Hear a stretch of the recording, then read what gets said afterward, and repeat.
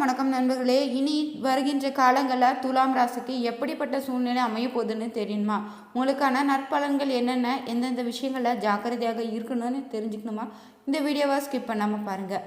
நீங்கள் பார்த்தீங்கன்னா புதன் மற்றும் வெள்ளிக்கிழமைகளில் விஷ்ணு சகஸ்ரநாமம் படித்து வருவது சுக்கிர பகவானுடைய அருளை உங்களுக்கு முழுமையாக பெற்றுத்தருங்க.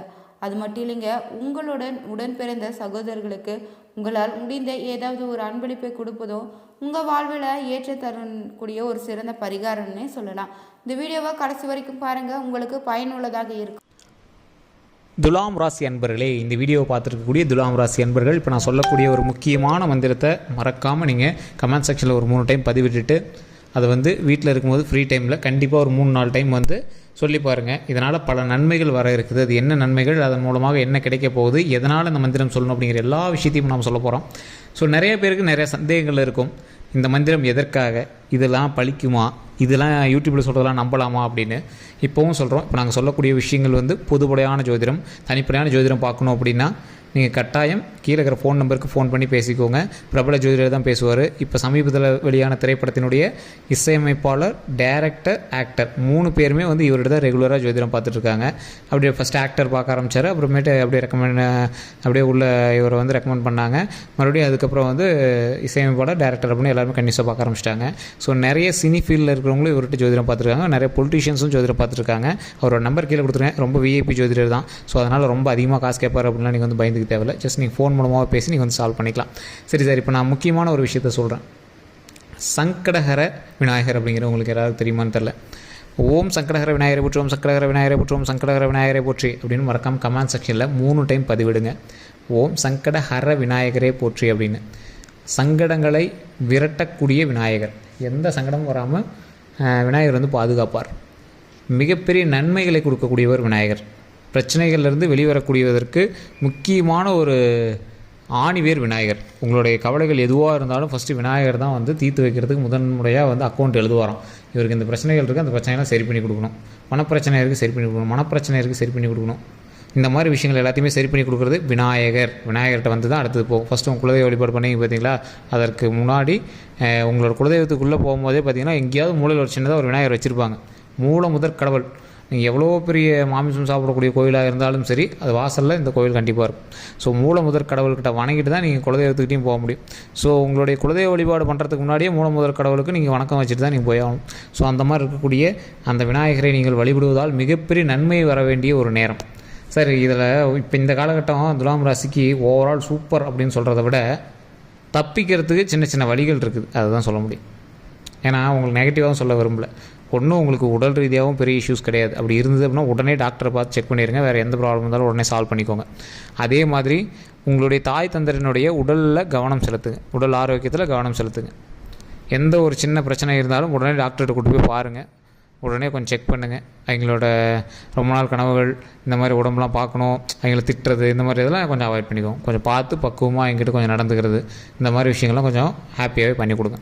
கொஞ்சம் வயதானவர்களாக இருந்தாங்க அப்படின்னா நல்லா அவங்களை பார்த்துக்கோங்க. உணவு கரெக்டாக கொடுங்க.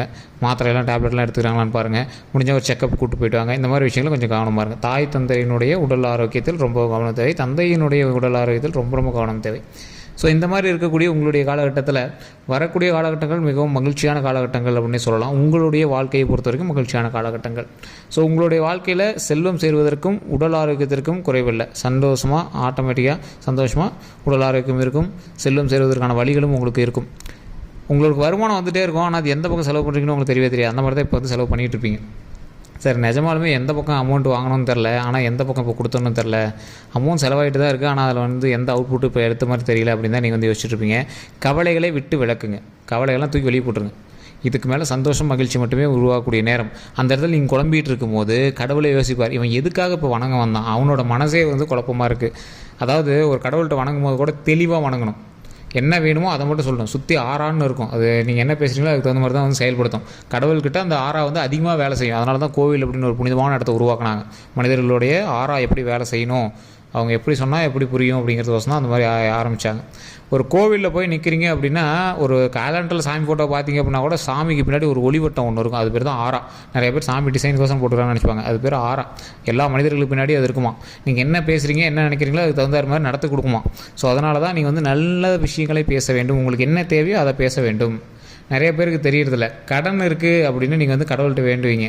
அந்த கடன் இருக்குதுன்னு நீங்கள் வேண்டவே கூடாது. நாம் கடன் இருக்குன்னு வேண்டவே கூடாது. எனக்கு லாபத்தை கொடு, சந்தோஷத்தை கொடு, மகிழ்ச்சியை கொடு, நிறைய வருமானத்தை கொடு, நிறைய பண வரவை கொடு, சந்தோஷத்தை கொடு, மகிழ்ச்சியை கொடு. அந்த மாதிரி தான் நம்ம வந்து வணங்கணும்.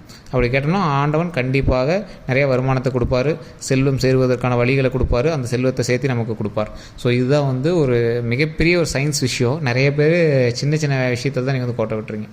அதே மாதிரி நிறைய ஒரு விஐபிஸோ இல்லை பெரிய பெரிய பணக்காரர்லாம் பாருங்கள், ஒருத்தர் கூட நெகட்டிவான வார்த்தைகளை கேட்க கூட விரும்ப மாட்டாங்க, நெகட்டிவான வார்த்தைகளை பேசக்கூட மாட்டாங்க. சார் அப்படிலாம் இருந்தால் என்ன சார், அவங்க கொஞ்சம் சீன் போடுறாங்க சார் அப்படின்னு நம்ம நினச்சிருக்கோம். ஒன்றும் கிடையாதுங்க. அதெல்லாம் மிகப்பெரிய ஒரு டாக்டிக்ஸ்னு சொல்லலாம், ஸ்ட்ராட்டஜி. நெகட்டிவான வார்த்தைகளை பயன்படுத்தாதவங்ககிட்ட எப்போவுமே ஜாக்கிரதையாக இருந்துக்கணும். பாசிட்டிவான வார்த்தைகளை மட்டுமே பயன்படுத்துகிறாங்க பார்த்தீங்களா, அவங்களுக்கு என்ன நினைக்கிறாங்களோ அந்த ஆறாவை கரெக்டாக மெயின்டைன் பண்ணிட்டு வந்திருப்பாங்க. தவறாக பேசுகிறவங்க பக்கத்தில் கூட நிற்க மாட்டாங்க. பணக்காரர்களுக்கும் நார்மலார்களுக்கான வித்தியாசம். அதே மாதிரி இந்த துலாம் ராசியை பொறுத்த வரைக்கும் நீங்கள் வளர்ச்சிக்கான ஒரு நேரம், உங்களுடைய வாழ்க்கையில் வளர்ச்சிக்கான நேரம். அப்போ நீங்கள் என்ன பண்ணணும், கொஞ்சம் பார்த்து பொறுமையாக பக்குவமாக எல்லா விஷயத்தையும் சரி பண்ணணும். தேவையில்லாமல் சண்டை சச்சரவுகளுக்கு போய் நிற்கக்கூடாது. உங்களோட செல்வம் சேரக்கூடிய டைமில் தேவையில்லாமல் கூடா நட்பு கொஞ்சம் அவாய்ட் பண்ணிக்கோங்க. தேவையில்லாத நண்பர்களோடு சேர்ந்துக்கிட்டு இந்த கெட்ட பழக்கங்கள் ஏதாவது இருந்தால் அதெல்லாம் இன்னையோட அவாய்ட் பண்ணிக்கோங்க. உங்களுடைய கௌரவம் வளரக்கூடிய நேரமாக இருக்கும்போது தேவையில்லாத சின்ன சின்ன மேட்டர்னால உங்களோட கௌரவத்தை இழக்காதீங்க. இதுதான் ஒரு முக்கியமான விஷயம். துலாம் ராசிக்கு நான் சொன்ன விஷயங்கள் புரிஞ்சிருக்கும். இப்போ நம்ம இந்த ஸ்டேஜில் இருக்கோம், இப்போ நம்ம தேவையில்லாமல் இந்த விஷயம்லாம் பண்ணக்கூடாது அப்படின்னு உங்களுக்கே ஒரு மைண்டில் ஒரு விஷயம் தோணுது பார்த்தீங்களா, அதை மட்டும் கரெக்டாக பார்த்து பண்ணுங்கள். அதே மாதிரி இந்த ராசிக்காரர்களை பொறுத்த வரைக்கும் சுக்கிரனுடைய ஆதிக்கமான வாகனத்தில் கொஞ்சம் கவனமாக இருங்க. வாகனத்தை இப்போ சுத்தமாக வச்சுக்கோங்க. வாகனத்தின் மூலமாக வருவாய் கிடைப்பதற்கான காலகட்டம். ஸோ வாகன தொழில் பண்ணுறவங்களுக்கு ஒரு நல்ல ஒரு ஆப்பர்ச்சுனிட்டி. வாகன தொழில், வாகன உதிரிபாதங்கள்லாம் சொல்கிறாங்க பார்த்தீங்களா, spare parts. So water wash வச்சுருக்கீங்க, வண்டி வாகனங்கள் ஏதாவது பண்ணிட்டுருக்கீங்கன்னா நல்ல ஒரு காலகட்டம், நல்ல ஒரு வளர்ச்சிக்கான காலகட்டம்.